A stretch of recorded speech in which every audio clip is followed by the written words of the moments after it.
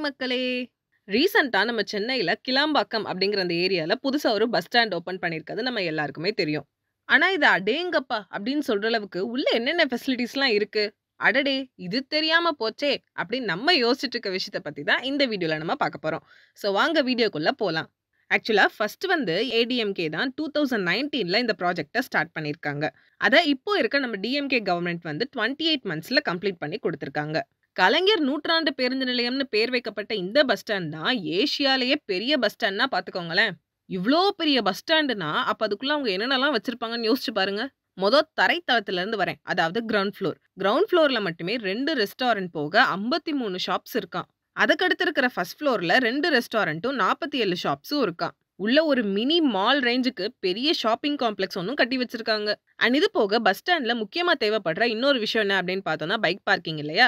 So இதுல மட்டுமே 3582 bike parkings இருக்காம். பைக் மட்டும் இல்லங்க, 275 கார் பார்க்கிங் ஸ்பேஸும் இருக்காம். அண்ட் இதுல 215 பஸ் பேஸ் இருக்கு. அது மட்டும் இல்லாம ஒரு நாளைக்கு கிட்டத்தட்ட 2310 பஸ்ஸஸ் இங்க வந்துட்டு போகுதாம். அண்ட் அது போக இந்த பஸ் ஸ்டாண்டோட இன்டீரியர்ல hospitals, free medical, mothers room இந்த மாதிரி சில ஹெல்ப்ஃபுல்லான விஷயங்களும் உள்ள இருக்கு. அண்ட் இது முக்கியமா சொல்லியே ஆகணும். இந்த பஸ் ஸ்டாண்ட்ல வந்து டாய்லெட் அப்படிங்கிறது மென் அண்ட் விமென்க்கு மட்டும் இல்லாம டிரான்ஸ்ஜெண்டர் அண்ட் டிசேபிள்ட் இவங்களுக்குமே தனித்தனியா வடிவமைச்சிருக்காங்க. அண்ட் இது போக இங்க இண்டிவிஜுவல் ஸ்பெஷல் டிக்கெட் கவுண்டர்ஸும் இருக்கு.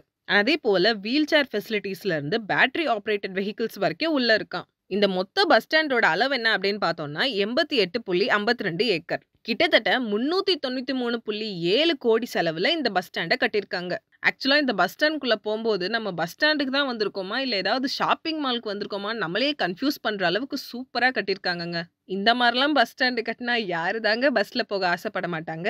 So enjoy travelling. அண்ட் இதே மாதிரி தொடர்ந்து இது தெரியாம போச்சே அப்படின்னு நீங்க யோசிக்கிற விஷயங்கள் எல்லாமே அடுத்த வீடியோஸ்ல நம்ம பார்க்கலாம்.